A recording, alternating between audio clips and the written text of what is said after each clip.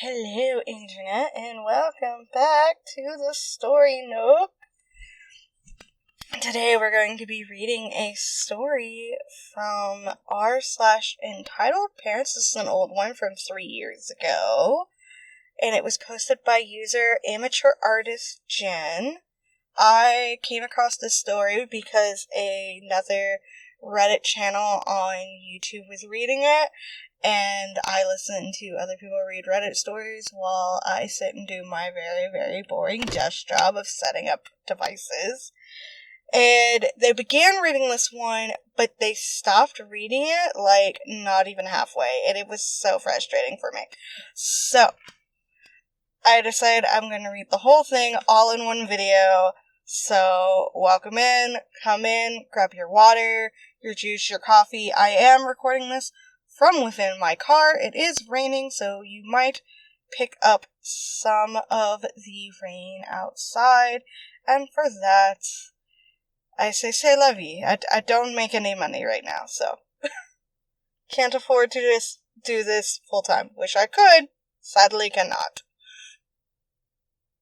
And our title today is, My Dear Entitled Auntie Ruins My Graduation and Nearly Destroys My Relationship with My Parents. Super stupid long.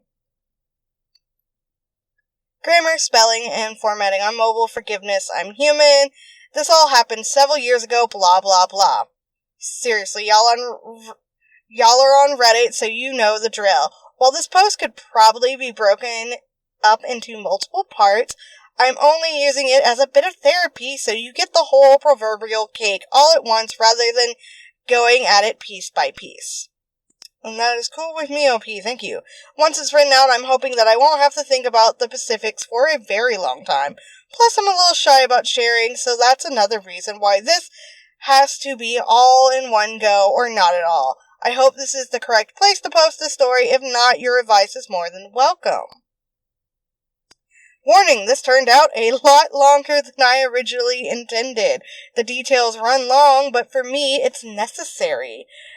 I'm also a wordy writer. Oh, there is not too much dialogue either besides what I distinctly remember. I don't see the point of embellishing an already crazy story. I probably won't remember to put a TLDR at the end either, so just refer to the title, lol. Sorry about that. Grab a beverage and a snack and strap in for the roller coaster ride. Oh, don't worry, OP, I already have. I got my water. Sadly, no snacks in this car. Wish I had packed some. I would have eaten them all at lunch, though. Y'all have no idea. My lunch was like fucking dino nuggies that were baked last night. Because I just struggle with the whole packing lunch for work thing. But my husband's always complaining about how hungry he is. So we gotta bring something, otherwise it is Burger King or Wendy's. Very not healthy. We need to eat healthier. Flashback to the year 2000X, June. A beautiful day, sunny, slightly below average temperature for the time of year. A nice breeze that kept us all cool while we were all crammed together on the school's football field. Perfect conditions for my high school's commencement exercises, aka graduation. The family members were seated, the music started. We high school seniors began the march to our seats. We sat, speeches, applause, corny dad jokes from our principal. Then the important part, the diplomas. I honestly have no idea where the fuck my diploma is. No one's ever asked to see it. So I'm just like, I know I have it, don't know where it is. We were called up one by one in alphabetical order. My maiden name began with a B, so my turn to walk the stage and receive my diploma came relatively quickly. Applause, most likely only from my parents and aunts, and maybe a few claps from the families of a few of my friends. My family had moved, so I had actually transferred into the school nearly in the middle of my senior year, and didn't have much of an established presence. I returned to my seat and happily watched my friends and classmates have their own moments. Sometime later, the final student's name was called. We turned our tassels, another speech from the principal. admonishing us to remember that we were now... excuse me, that was a burp hiccup. That we were now adults and needed to act responsibly.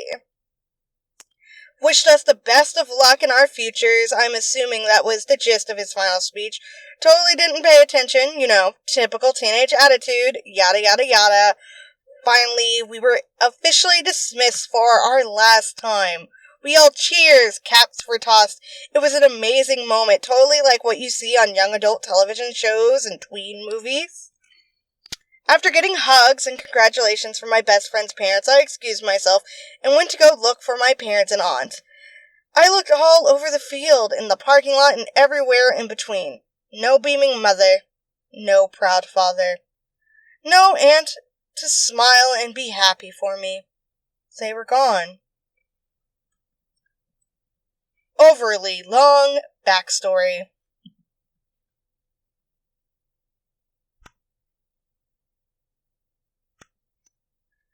My aunt was, and still is, unfortunately, totally entitled and oblivious of how the world really works to boot. Growing up, I remember hearing bits and pieces of her interesting life. She had been married and subsequently divorced several times by this point. She had no concept of personal discipline or financial prudence, so she had several creditors after her. She always had something wrong with her or her life. No one understood how she was what she was going through. She needed help. The world hated her and people were out to get her. Nothing was ever her fault. It was always someone or something else. She has 2 children with 2 different men and thinks that they can do no wrong, despite them both eventually serving multiple stints in jail and drug rehab programs. To make a stupidly long story, just a tiny bit shorter, she was an entitled dingbat. I love her because she was family, but I can't stand her now. Seriously, if she was on fire, I probably wouldn't waste my spit on her. About 6 months prior to my graduation, and nearly as soon as they had unpacked from our move, she ended up moving into our house. It was just her, as her kids were both with their fathers at this point, and literally the only thing my parents asked as compensation was that she take care of some basic house chores. Dishes, vacuuming, cleaning the bathrooms, etc. Honestly, I don't remember why she had moved in with us, but it was probably a financial issue of some sort, as she never did have 2 pennies to rub together, and probably got evicted. She was currently between husbands at this time, by the way. I could be wrong, and she might have had a more legitimate reason, but I was only 17. 18 by graduation, so more or less oblivious to everything. The first couple of weeks were really fun. We would stay up on the weekends together and watch old Alfred Hitchcock and the Twilight Zone shows and movies. She even taught me how to make homemade flour tortillas and real guacamole. In the beginning, she was like a big kid, almost like a sister. As an only child, this was a new concept to me. Then it all began to fall apart. One day she didn't feel well. Her back hurt. Her hands hurt. A million ailments. It was always something, and she obviously enjoyed the limelight. She couldn't vacuum because her back hurt too badly. She couldn't wash the dinner dishes because she was sure she had arthritis in her hands. She had looked up her symptoms online, so she knew what was wrong with herself. Seriously, guys, we need to petition the world's governments to pass a law that people like my aunt cannot visit medical diagnosis websites. Anyway, it wasn't that she didn't want to help out around the house, which was my parents' only stipulation of her staying with us rent-free. It was just that she was sick and her arthritis was acting up, and couldn't. Right, so all the chores my folks asked her to take care of in lieu of rent became my job. Vacuuming, cleaning bathrooms, dusting dishes, laundry, cooking dinner, etc. Every day. On top of schoolwork and homework, maybe that's why those 6 months were cloudy and fuzzy. Lack of sleep. Over the weeks and months, she had more and more doctor's appointments, and apparently she found one willing to indulge her fantasy of ill health in order to get a bigger paycheck for himself. She had more and more restrictions as to what she could or couldn't do in regards to how much time standing or a maximum weight she could lift.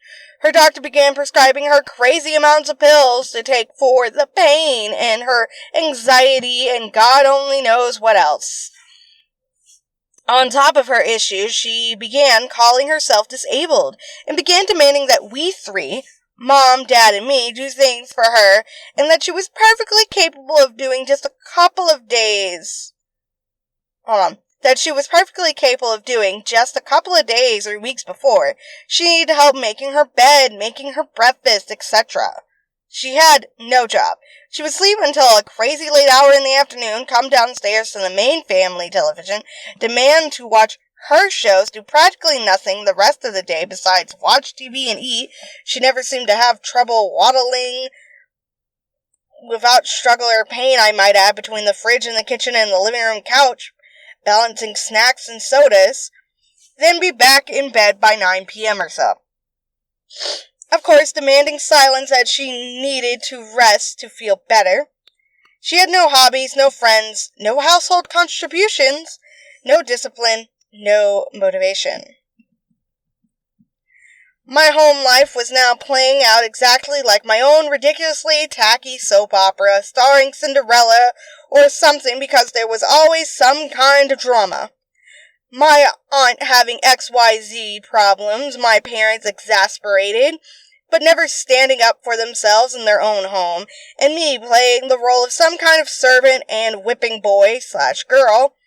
My folks began catering to Auntie's every demand in order to, in their own minds, keep the peace. All my aunt's chores fell to me to complete, on top of school and homework.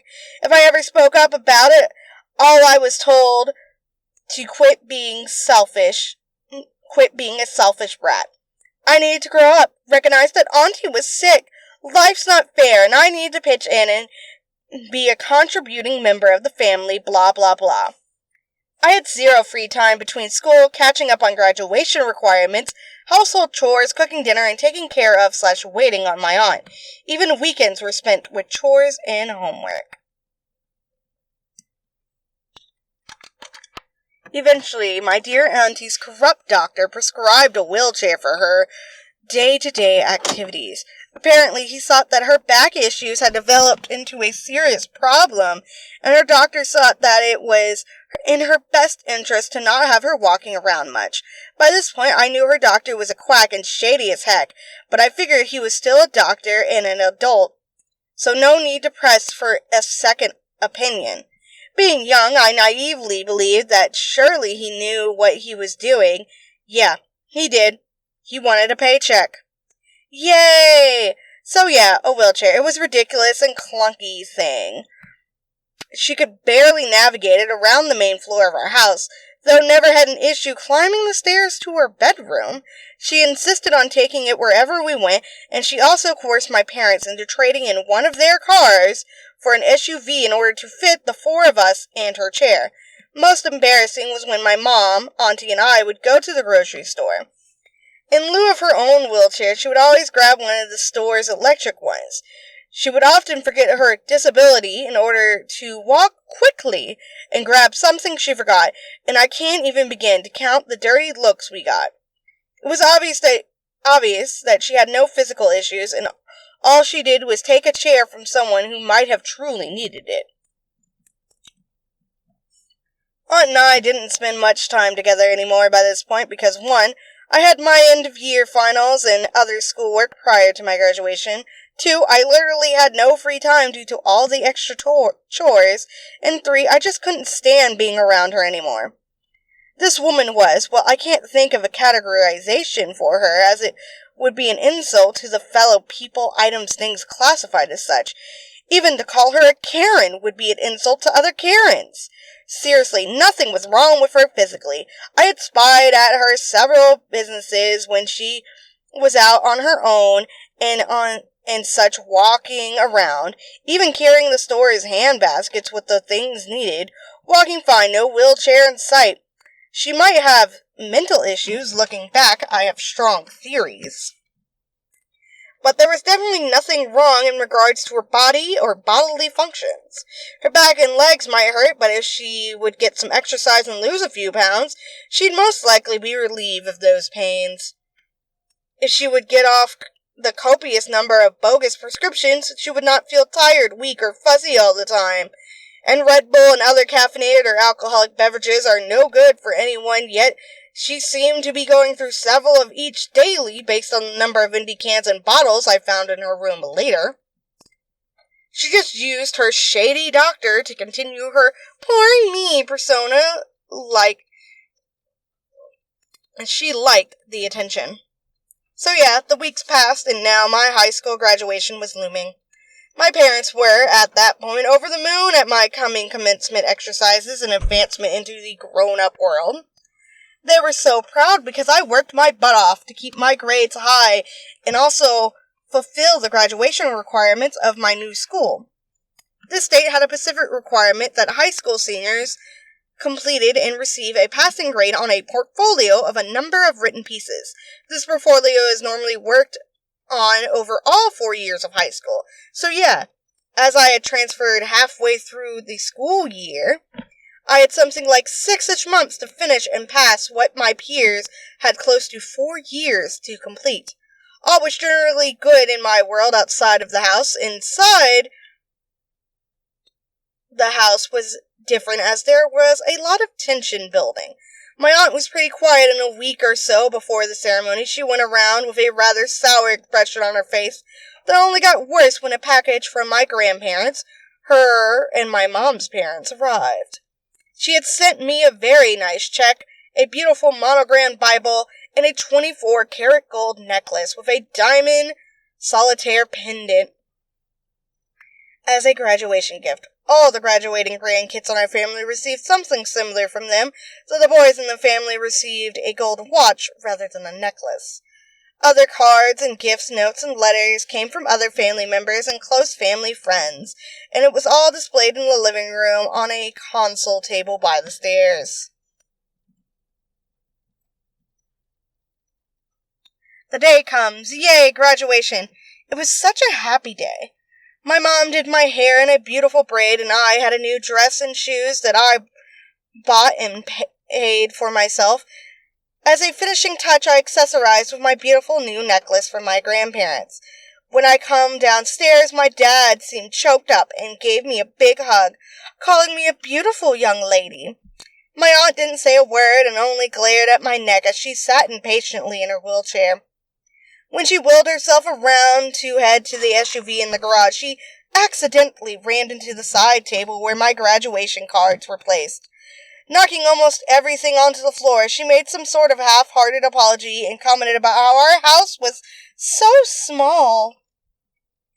I was determined that she wouldn't bring my day down, so I tried to ignore her mood as best I could. I simply picked everything back up and arranged everything neatly back on the table. I rode to the school with my parents and aunt, with her wheelchair, of course. They dropped me off at the front entrance because I had to be there early for preparations and such, and the three of them decided to run to a nearby store for a few drinks and to kill a bit of time before the ceremony started. I had to be there 2 hours early. My aunt was still in a sour mood and complained that she was hot. Note the beautiful weather conditions of the day above, and thirsty. Her back was hurting already. She needed to take her pills now. My dad sighed and told me that he promised they would get back quickly, saying they'd return long before the scheduled start time, and they'd find me and let me know when they get back. I waved them off and I headed inside my school to take care of my graduation stuff. Fast forward about 2 hours. We students were grown up and sported the typical half cardboard, half ribbon and glue caps on our heads. It was time for everything to start, and I hadn't seen my folks arrive back yet. I figured it was no big deal. The place was pretty packed. It was the early 2000s, so no plague doctors or social distancing that we endure today, lol. They probably couldn't get through to let me know where they were. We lined up and the ceremony started. Music, marching speeches, blah, blah, blah. My name was called. I heard the cheering and looked into the crowd to see that my family was indeed there, as they promised. I flashed the obligatory smiles for the school's pictures, and then walked off the stage and filed back to my seat. I spent the rest of the ceremony happily cheering for my friends and simply basked in the sunshine and happiness of today. After we turned our tassels, were dismissed, and finally released to go meet our loved ones, I was accosted by my friends and their families. My best friend's family hugged me, and we were all congratulating each other. Excusing myself, I began to look around for my own family. They're nowhere to be seen. I looked everywhere, but I couldn't find any of them. My happy little bubble burst. The happy day suddenly disappeared, and I was left with a sick feeling in my chest. Not only were my parents and aunt not there, but I had no way to get home. There was no way I could have walked home, as we lived miles away in suburbia. Plus heels. Girls, I know y'all understand. All I could do was just stand there in the rapidly emptying parking lot, alone and crying, wearing my graduation gown with my diploma and cap in hand. Now that you've gotten the novel Link backstory, let's return to the event at hand. After the ceremony, my best friend's mom saw me standing by myself as they were all walking to the parking lot to go home. She walked over to me asking if everything was okay and where my parents were. She said she wanted to meet my parents so they could all congratulate themselves on raising two more amazing young women for society. Typical happy parents' feelings, I guess. That's when I finally looked up to her and she saw my tears. After some mumbled conversation between us, can't remember what I said exactly, but more or less that I was stranded, she frowned and said that they would take me home. All this happened before cell phones were a common thing, so there was no way to easily contact anyone else, and this was my best and only, if we're being honest, option. I got into their van, and my best friend saw my face. She had been witness to a lot of stuff in regards to my parents and entitled aunt over the past months, and all she could do was squeeze my hand in sympathy. She was holding a beautiful bouquet of roses and baby's breath that she had received from her parents, and seemed slightly embarrassed that my parents hadn't done the same. I only smiled and said that they were gorgeous, and I was happy for her. The ride to my house was pretty quiet, with only a little tense conversation. My best friend's dad was very quiet and drove with a grim expression on his face. I remember seeing him look in the rearview mirror at me once, and he just seemed concerned for me and a little confused about the behavior of my family. We finally arrived at my home, and sure enough, my parents' SUV was indeed there in the driveway. Best friend's mom turned around in her seat and said that she wanted to walk me to the door and make sure all was all right with my folks and aunt. A.K.A. probably confront them and shoo them out for stranding me like that on my graduation day. They're all Hispanic and have absolutely zero mouth filters. I love them to death. I said no and that I would be okay. She squeezed my hand, and after thanking them for the ride, I stepped out of their van. My best friend leaned out of the van door before I was able to slide it closed and handed me a rose from her own bouquet. She made me promise to call her if I needed her. This girl was, and still is, the best and dearest friend I have ever had, and I love her like a sister. Bestie, if you ever see this, thanks a bunch for everything. Love ya. As soon as I stepped into the house, I could feel that the tension in the air was thicker than a London fog. My aunt was laying on the couch in the living room, presumably to rest her aching back, watching TV with a large fast food bag and empty wrappers and plates scattered around on the coffee table nearby. Mom was in the kitchen, and Dad was probably upstairs in his office. Aunt looked up and coldly demanded to know where I had been. Smirking, she says that her kids would never do something so inconsiderate. My parents were worried. They all thought that I would have been home long ago. She said I was so rude and inconsiderate, and said that I had thought that I was above everyone else in the world because I had received a little piece of paper. Dad heard me come in and came downstairs, slurping on a fast food drink. He irritably asked me where I had been, what I was doing all this time, why I took so long to get home. Mom came in as well from the kitchen and wanted to know where I was and yelled at me that they were worried. Apparently it was my fault for not knowing that they had to leave and my fault I didn't arrange a ride home. It was my fault that I expected them to stay, etc., etc., etc. The language was much more colorful than what I wrote above, but I preferred to keep things relatively clean. All I could do was stand there in the living room, totally dumbfounded. At this point, it was a little over 3 hours since the ceremony began. Almost 2 hours since my name was called, and about 40 minutes since the ceremony ended. I asked how they managed to get and eat apparently fast food in just a few minutes since the ceremony ended. My dad suddenly looked sheepish and said that they had left right after my name was called.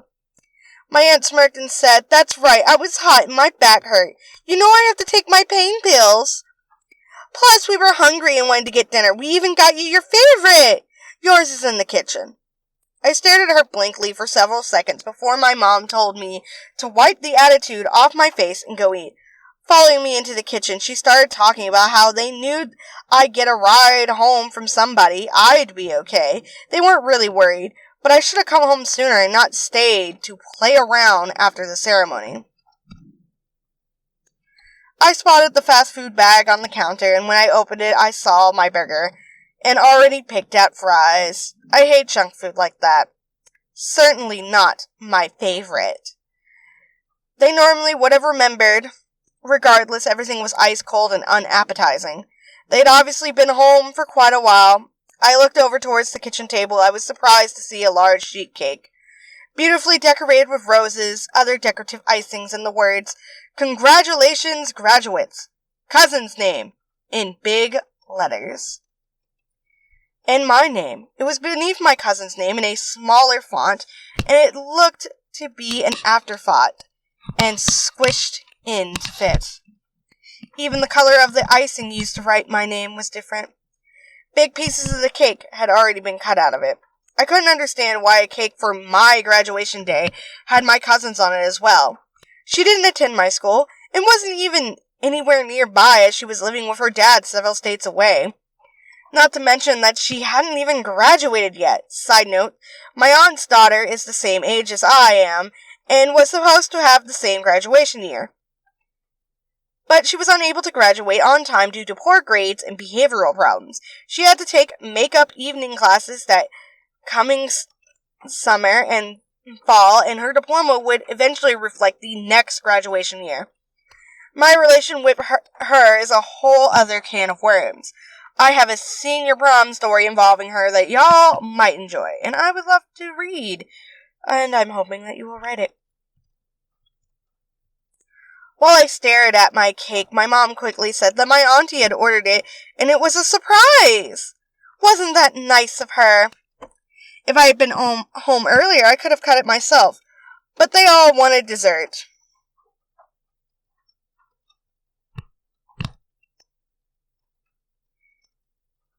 They all wanted dessert after the burger, so my aunt did the honors for me.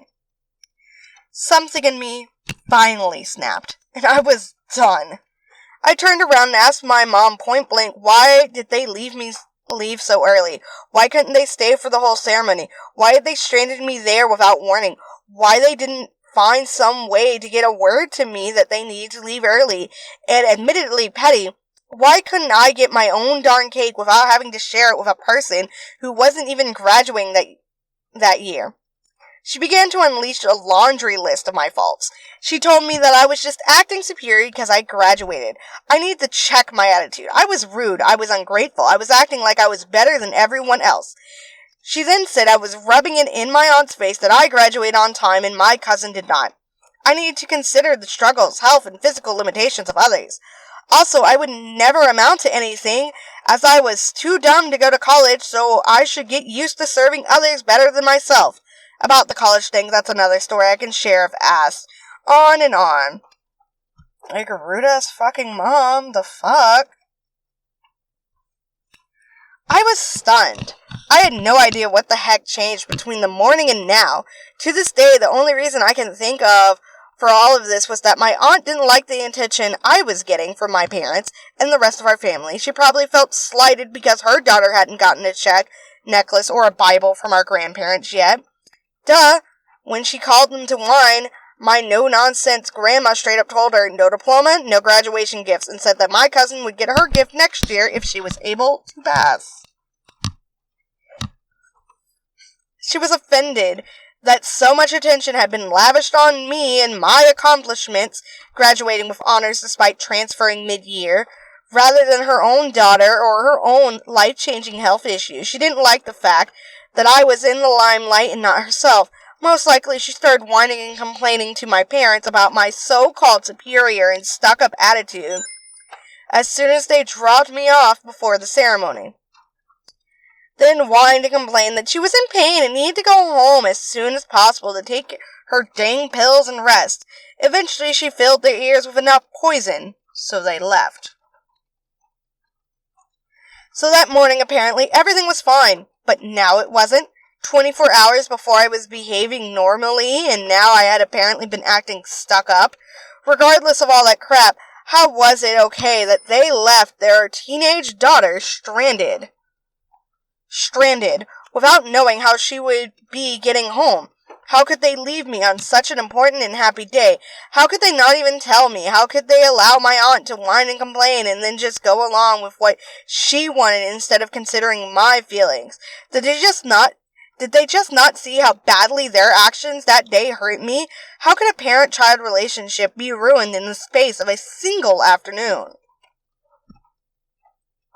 Suddenly I realized that this hadn't happened only in a few hours, or even a few days. Our relationship had been deteriorating for months. I found out later that ever since my aunt had come to live with us, she had been talking to my parents about imagined insults to her. My perceived superiority, my rudeness, my unwillingness to help out, and my all-around bad attitude. She accused me of sneaking boys into my room when my parents were there. She told them that I had confided to her that I hated my parents and their overly strict ways. She said that she saw me smoking cigarettes at my bus stop before school.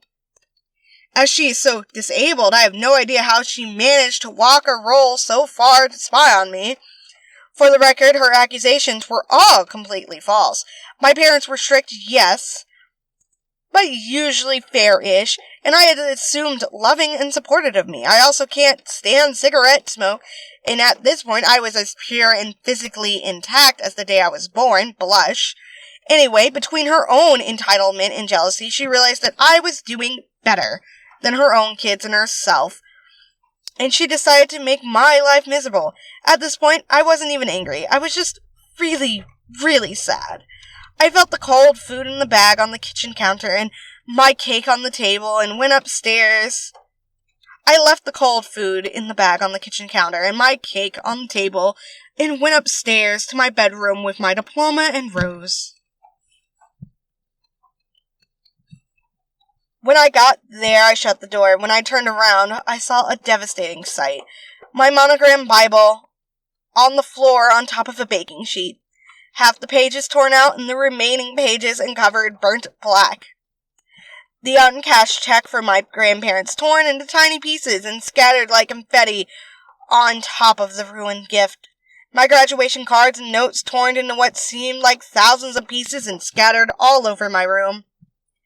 I remember falling to my knees, completely numb. I couldn't even cry. I just held onto my rose and tried to breathe. It's doubly sad to remember this now, as my grandmother recently passed away, and I would have loved to have had that Bible. I knew immediately who had done this. My aunt. She was such an entitled parent that no one can have any type of spotlight unless it was her own kids or herself. If her daughter couldn't celebrate a graduation, then neither could I. If her daughter didn't get a check, then I couldn't have mine. I was glad I had decided to wear my grandparents' necklace, because who knows what she would have done with it. All this destruction, and my parents were either oblivious, or they just didn't care. This was more or less the beginning of the end for our parent-daughter relationship. I was 18, a legal adult, and able to make my own decisions about my own life. With how things were now, I knew my parents couldn't be a part of it if they were determined to listen to the vitriol that spewed from my aunt's mouth. Aftermath. Within 2 hours, I was over at my best friend's house to spend the next few weeks. Within a couple of months, I had gotten a job and moved into my own place. I never looked back. After several years, I was, and still am, married to an amazing guy. Only one marriage for me, thank you very much. Unlike you, Auntie. He encouraged me to enroll in college and work towards my bachelor's degree and then earn my master's degree. That led to my current amazing career, with some of the best coworkers imaginable, in my chosen field with a more than acceptable salary. Over time, I slowly, very slowly, began to grow a little bit closer to my parents. It's not your typical parent-child relationship anymore. That ended forever when I was 18. But it's cordial. In the beginning, after I moved out, they tried to do little things for me, and later my new husband as well, but their offers were usually declined, preferring to forge our own way without relying on others for help. Eventually, I began to relax around them a bit more and to open up my heart again. We talked a lot over the years, and they actually eventually apologized for what happened. I guess they initially thought that they were keeping the peace, and they just went along with whatever my aunt said. They trusted her, as an adult, over me. Eventually, they began to agree with her opinions, and that they never sought to question what she told them about me. At one point, my mom even said that she wondered if I was on drugs during this time based on the story my aunt was telling her. The irony, now more than a decade and a half later, my relationship with my mom and dad is pretty great. Less than parent-child, but way more than friends. My aunt ended up moving out of my parents' house and into a nearby trashy apartment not long after my graduation, citing an unpleasant atmosphere as her reasoning. Yeah, I wonder why. My folks paid her rent, utilities, paid for a car, including gas and insurance, and bought her groceries for a couple of years before my dad finally grew a pair and put his foot down. She started dating a lazy idiot guy who received some kind of government pension, and once he moved in with her, that's how they more or less supported themselves. She still occasionally comes crawling to my mom for money for smokes, gas, or whatever. My dad at best gives her a hard no, and at worst tells her exactly what he thought about her, so she knows not to go near him asking for anything. Sometimes Mom gives her a few dollars, but usually not, as even Mom has grown tired of my aunt's antics.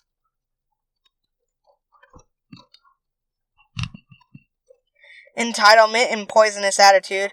So my aunt and her boy toy survive on a cycle of small monthly government pension, payday loans, and begging the family for money. So of course neither of them have a job due to their disabilities.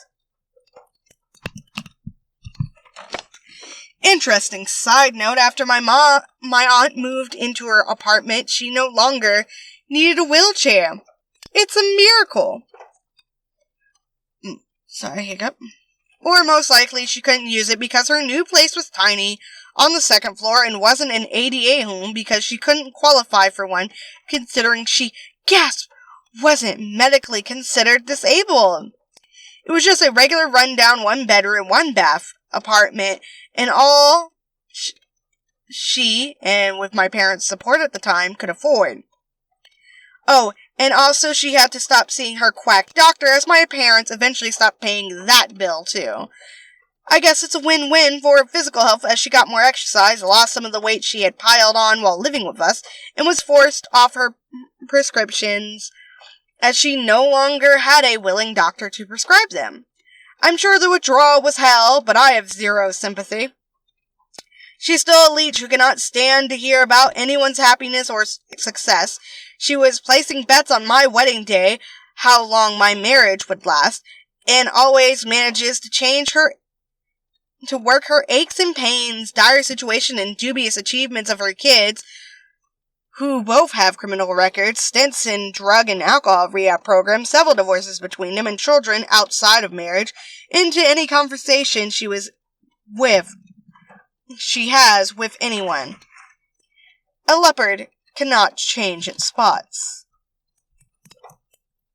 So yeah, the best revenge I can imagine is my dear aunt stewing every single day across all these years in the knowledge that I have no criminal record, no drug charges, a happy marriage, no divorces, 2 degrees, a successful career, money in the bank, a very good relationship with my parents. She has to endure my folks bragging to the whole family about my and my husband's successful life and accomplishments in my job, all without any assistance from anyone.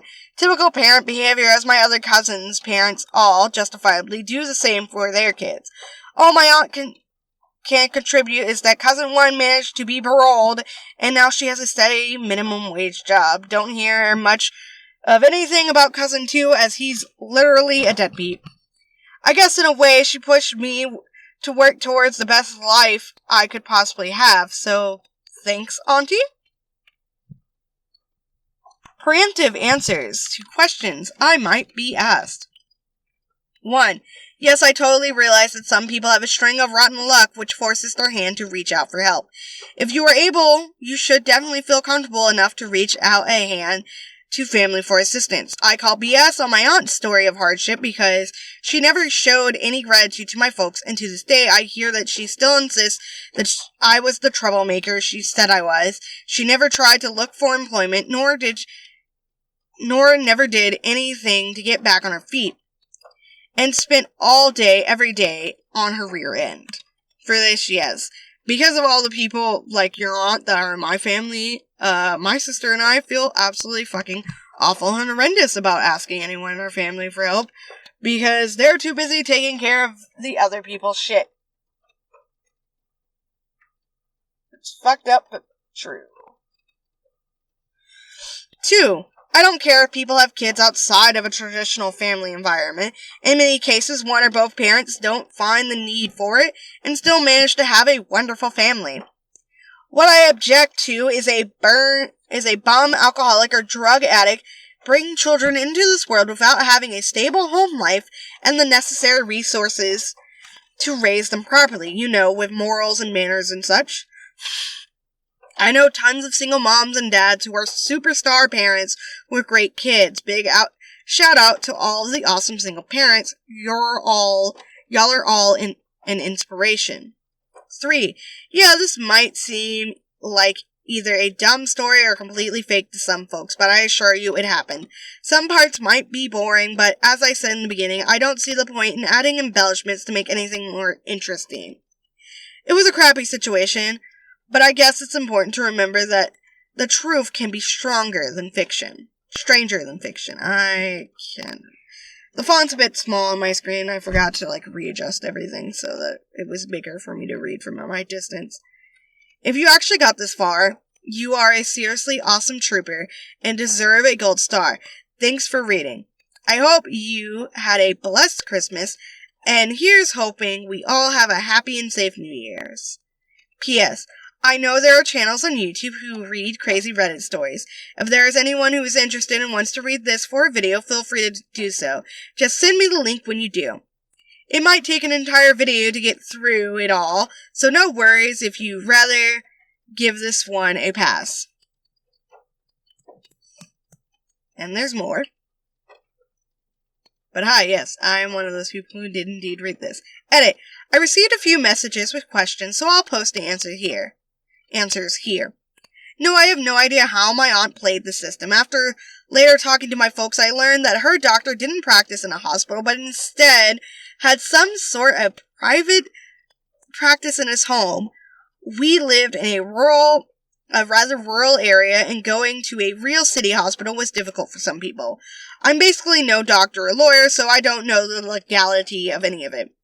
But I'm pretty sure he fudged some things in order for him to get a paycheck, like not accepting insurance, taking only cash, and being liberal with prescriptions and the like. Small town politics are what kept him in the business, I guess. No, my aunt never tried filing for actual disability or anything official through the government. She was crazy enough to get a wheelchair and call herself disabled, but thankfully not crazy enough to try to fool Uncle Sam. After a few weeks, my grandparents did actually inquire about why I hadn't cashed or deposited their check. Still being a bit of a doormat, I made up an excuse about the check being damaged and the bank couldn't accept it. They sent me a new check to my best friend's address where I was staying at the time, which I used to buy my first car.